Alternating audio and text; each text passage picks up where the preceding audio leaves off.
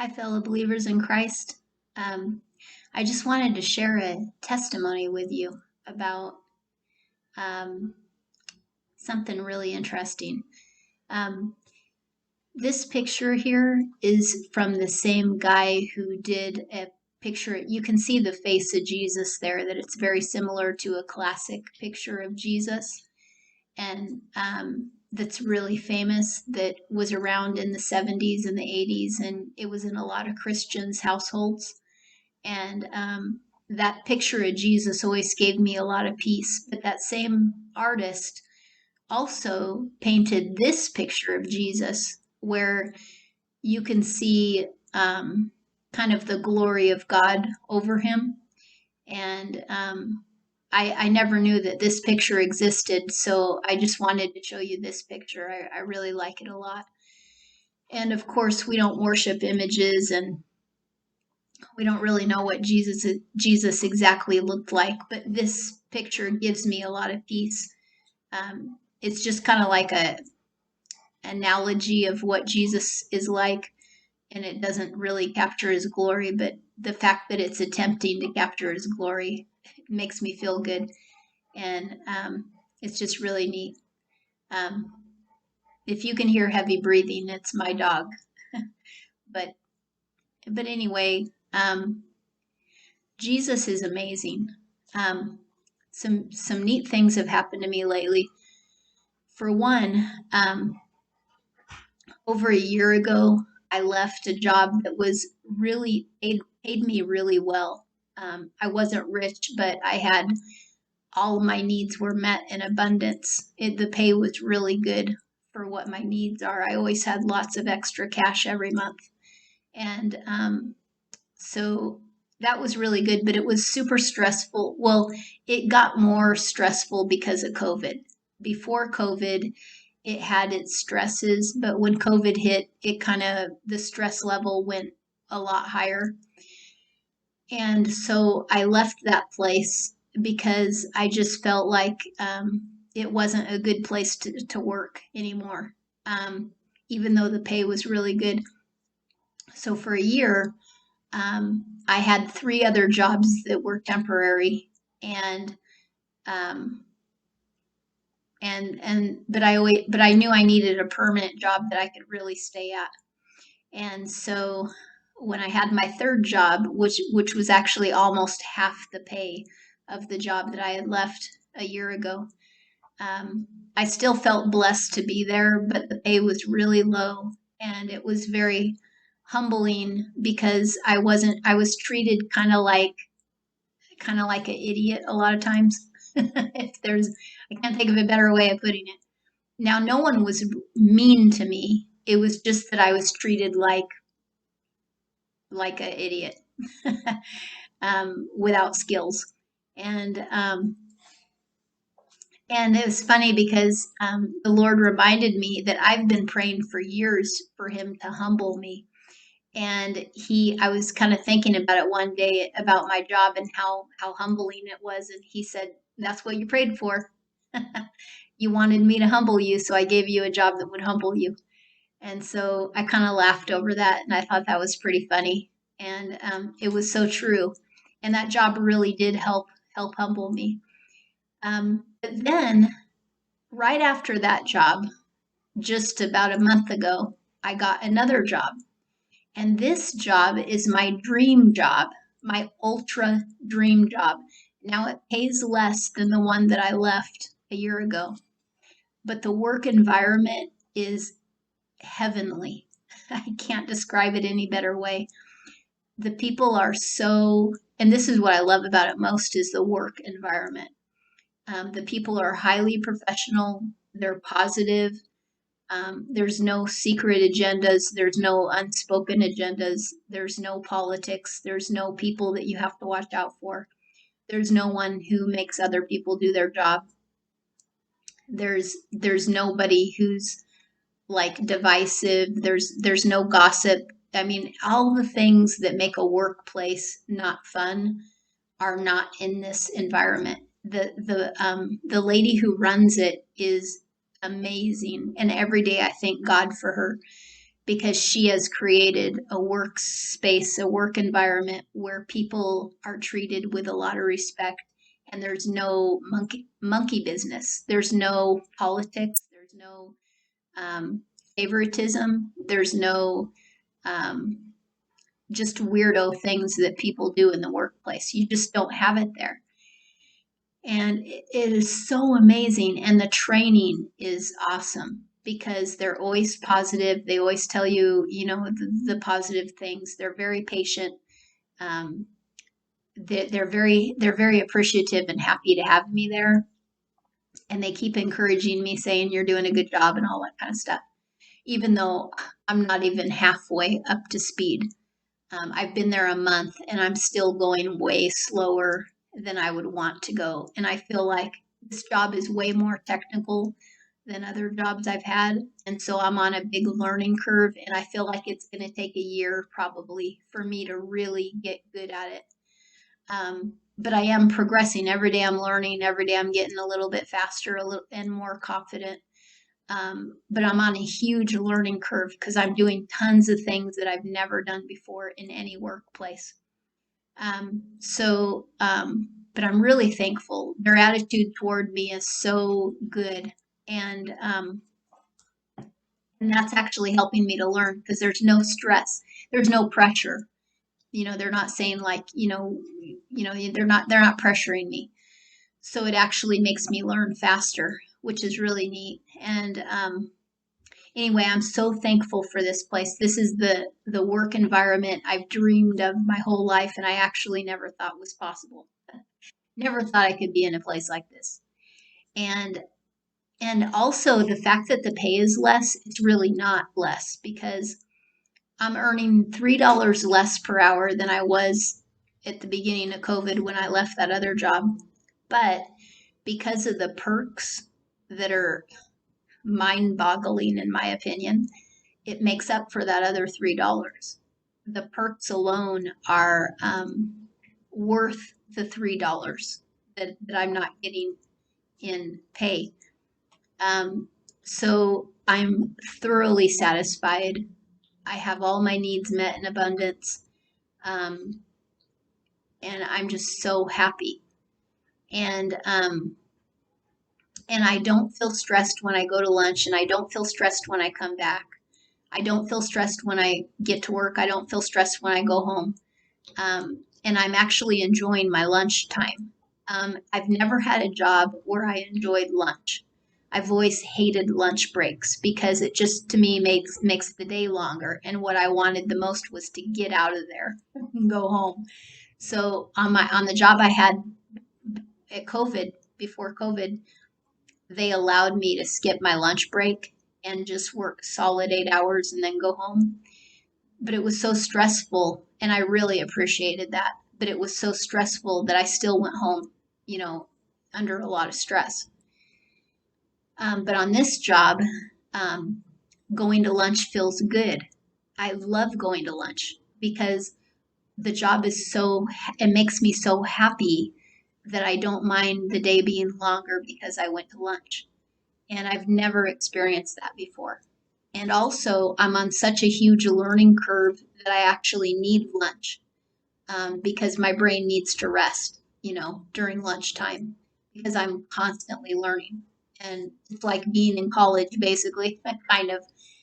It's a little bit like being in school because I'm learning so much. So I actually need the break, the downtime. So I couldn't be happier. I am so happy. And this is the funny part of it. This is where my testimony really comes in. When Before I got this job a month ago, um, I had wanted, I had been praying for years to work in a ministry and to have a job serving Jesus. And I prayed and prayed and prayed so hard. And I had applied for this other job to be somebody who is like on a prayer line on the phone. And when people call you, pray with them over the phone for a ministry. And my whole heart was in getting that job. And it paid a good deal less than what this one pays. but I wanted it anyway because I wanted to serve the Lord and I thought I'd be happy. And it was also would allow me to work from home, which I totally loved. But I did not get the job, even though my skill level is far above what the job required. And I went through an intensive hiring process, and I thought that I did well. And they basically didn't hire me because they didn't think it was God's will. And and this, for the first time in my life, I was actually upset about not getting a job, because before I voice accepted it as God's will all the many times that I haven't gotten jobs that I applied for. But this time I was upset. I was really upset. And I was like, how can it be God's will? Because this is what I've been praying for my whole life. I'm not asking for much. It's very little pay, but it's what I really want to do, and to serve the Lord. And how could it possibly not be God's will? And my skill set is far above what the job required. So how could they not? And they said that they had like a 3 month training period. And I'm like, whatever I may have been lacking, how could I not learn it in 3 months? What could they possibly have against me? And I don't have an ulterior lifestyle. I don't do anything um, that people would consider a sinful lifestyle. And um, and so it's like I was like, what's going on here? And I told one of my Christian friends, I said, what God were they praying to when they got the message that they shouldn't hire me? What God were they praying to? Because the God that I was praying to, I don't know. I've been serving him for years and praying for this kind of opportunity for years, and it's a humble position, low paying, and um, it's all that my heart was in. It was my heart's desire. So I was so against their decision. And for the first time in my life, I actually told them they made the wrong decision. Now, in the past, whenever I haven't gotten jobs, I didn't say anything. I just let it go. But this time, I actually wrote back and I said, "Hey, I don't think this is God's will. I really don't. And please tell me why I didn't get hired." Well, they never told me why. They never answered, which is weird because usually people will give you an answer as to why you weren't picked. But they did not respond. But anyhow, um, so for several days I was really upset, and then after several days I knew I couldn't keep living being upset about that job. So I couldn't go forward in life if I just kept being upset. So I kind of gave it to the Lord and said, okay, Lord, I accept it. Finally. I definitely didn't accept it on day one, but I'm like, after several days, I'm like, Lord, I'm just going to accept it by faith. And after that, he revealed to me some things about that organization that I would not have liked, that I had never known. And I've known of this organization for like decades. But there was some stuff I didn't know. Now, I'm not saying it's a bad organization, but I'm very particular, and the Lord knows how particular I am. He knows my personality and what I have a tolerance for and what I don't. And even though it's a good organization, they had done some things that I wouldn't have been able emotionally to tolerate. And and so he knew that about me.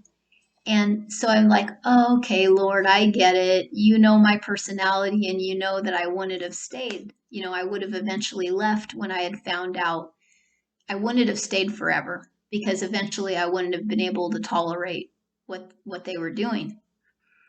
And so he knew me all along, and he knows my personality. Even though it would be great for a lot of other people to work there, he knows my personality, and that I'm a very black and white personality. I'm an all or nothing person. I'm either all in or I'm all out. I can't ride the fence on any issue. So, so if there's one or two things I don't like, I'm out. That's just me, and he knows that. So he didn't let me get the job. We were both praying to the same God, and the same God told them not to hire me. and it's so amazing. And so he showed me that. Well, then, shortly after I lost that job, I got the one I have now, which is the ultra dream job. Now it's not with a Christian organization, but I'm getting treated so well. And there are a lot of Christians that go there. And just today, me and another Christian were praying in the office together. Isn't that amazing? And I've been able to talk about Jesus with some people, and there's a lot of Christians there. So it's a Christian environment, even though it's not a Christian organization. And the way that the boss lady, she actually has a sign in her office that says "boss lady," and it's so cute. But she's the best boss in the world. The way she runs it, she's running it like a Christian. Anyhow, so now it gets even more interesting. Um, I've always been the kind of person who, like I said, I'm very black and white. And if I think something's wrong, I'm out the door. I don't want to be a part of anything that's wrong. And I just can't live with myself if I take any part in wrongdoing, even if it's a teeny weeny part. So now I'm not saying I'm perfect. I'm just so black and white. I'm so black and white that I can't have peace, you know. Um, so, like Daniel, for instance, he worked for King Nebuchadnezzar in Babylon, and Daniel had peace in that situation, working for a pagan boss. But I don't have that kind of personality. I don't have peace when I'm helping somebody who isn't doing the right thing.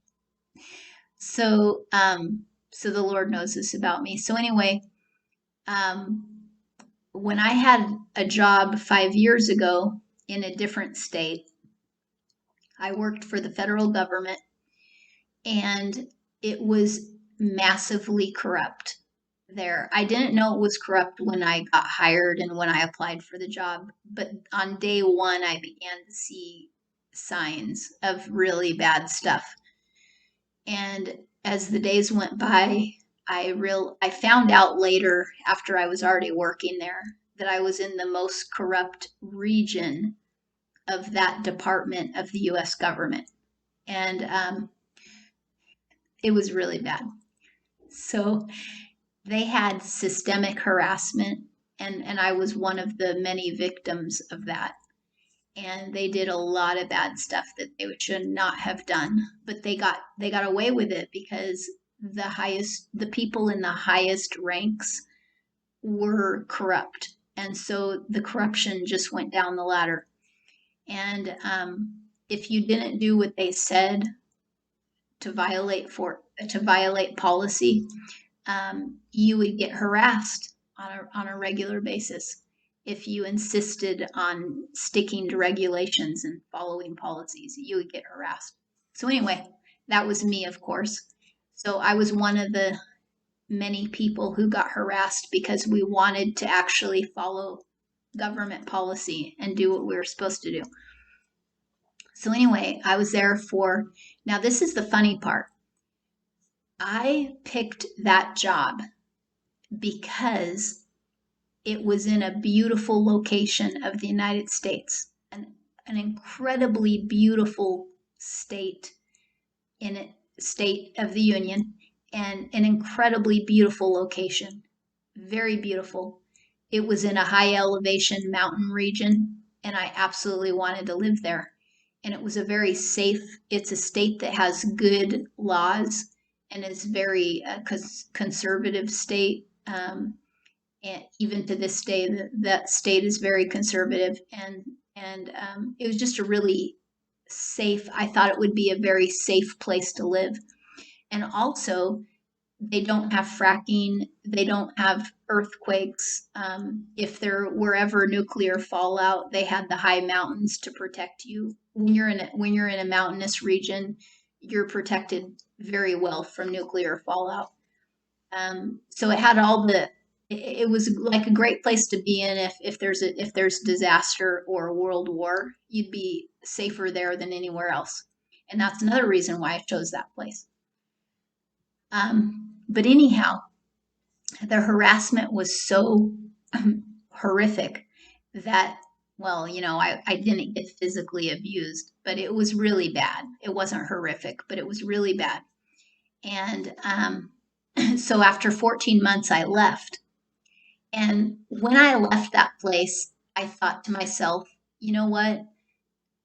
God allowed me to go there. He allowed me to make a bad decision to go there, so that He could teach me to listen to Him better. Because I picked it out based on location, location, location. I wanted to be in that location. And I wasn't listening to His voice, and I didn't know that it would be dangerous to go there, for my emotional state and everything. I didn't know I was going to get harassed every single day at work. And if I had listened to God, I wouldn't have gone there. And so that's what I thought when I left. And the funny thing is, just and so I always knew God had allowed me to go there, because God rolled out the red carpet for me to go there. It was a miracle when I went there. My moving expenses were paid for in excess, so that I was actually given cash after I moved, because I didn't spend all the cash that was allotted to me to move. And so the government allows you to pocket what you don't spend, because they just considered that you're going to have expenses somewhere down the road anyway because you moved. So they just let you pocket it, the rest of it. It's kind of like like if you're in a car accident and the other insurance company gives you a certain amount to fix your car, and if it costs less to fix it, you pocket the rest. Um, so that's what happened. I was able to move for less expense than what I was allotted. So it was really amazing. And when I got interviewed, it was an amazing interview. And the people told me later that had been on the interview committee that they felt a real peace, and they were really impressed with me, and they had an amazing experience just like I did. Um, I had prayed for an hour and just worshiped God. I was singing hymns and worshiping God for an hour before the interview, and it was such an amazing experience. And anyway, they welcomed me. The people who hired me welcomed me with open arms and treated me really nice when I first got there. They weren't the ones who did the harassing. It was a different group of people who did the harassing later. But anyway, it was just so beautiful how I got there. And so I really thought God was in it, because it was like the red carpet was rolled out for me, and there was lots of little miracles along the way. But then the whole 14 months, it was just nonstop harassment that just escalated to the point where I finally had to leave. So I thought, God was gracious and let me go there, but He just wanted to show me to listen to Him better. Well, anyway, so that's why I thought all these years. Now, this is 5 years later, and just this last week, I was contacted by somebody in the government who's now investigating all the corruption, some of the corruption, not all of it, but they're investigating some of the corruption. So they contacted me and asked me my story. So I shared my story with them, and now I finally know why God let me go there. In fact, I understand now that God actually appointed me to go to that evil place, because this is so amazing. This is so amazing about Jesus.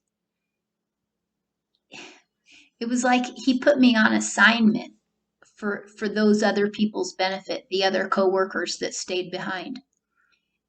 Jesus knew all along that I was going to eventually leave. And He also knew all along that there would be other people who would stay and have to keep suffering. So He sent me for 14 months to suffer, just, for 14 months, just a little bit, to establish a stronger case. And this is the other funny thing. I am physically disabled, and that could end up making the case stronger, because they persecuted a handicapped person. So, and you know how the government is about disabled people. They love protecting disabled people. So I have a feeling that this could actually make the case stronger. And so he sent one of his daughters who's disabled and just had her suffer for a little bit of time, a little bit for a little time. I mean, in God's estimation, it was a little bit. To me, you know, it was really overwhelming at the time, and my hair was coming out. I was gaining weight. My heart was racing. I went through a horrible time in life. I was so depressed. But when I look back at it, you know, nobody was beating me up physically, um, and as soon as I got out of there, I started recovering really fast, and I was fine. You know what I mean? There was no lasting damage, is what I'm saying. Um, so so God sent his daughter there, one of his daughters, to help out the other people, because later on he knew that 5 years later the other people needed justice. I don't need justice. I'm doing fine. I've got my dream job now. He's taking care of all my needs. I'm very happy. There's no lasting effects from me being at the government job. But now the other people that stayed behind have hope, partly because of my testimony. They have hope of having a better workplace and getting justice for themselves. I've already received justice because God gave me a good life and a good job, but they need justice. Isn't that neat how God works? Um, so he had a plan all along, and he's like, let's make it really good. Let's not only send somebody who can help create a good case because of what they went through, and who's really open and willing to share and has a great memory. I've always had a really great memory, so I can remember little microscopic details that most people would forget. My mind is very detailed. So let's send somebody with a good memory and who's disabled on top of it, because the government really hates it when disabled people get picked on. So I feel like I was handpicked by God to go there for somebody else's benefit. And it boggles my mind in a good way. I love it. I love Jesus. I love Jesus. He is so good. He's so amazing. He restored me, took care of all my needs. My hair grew back after I left. My hair grew back. I've got a dream job now. Everything's fine. Everything is fine. And those people who couldn't leave for all kinds of reasons, they couldn't leave, because I don't have a family. So I'm easily mobile. I can pick up and I always rent. Um, I never buy houses because that way I don't have stakes in the ground anywhere, and I can easily, run out of town anytime I want. So he sent somebody without a family, without stakes, without any financial investment really, who had nothing to lose by leaving, who was handicapped on top of it, with a very good memory and very outspoken person. He did all that it was all planned.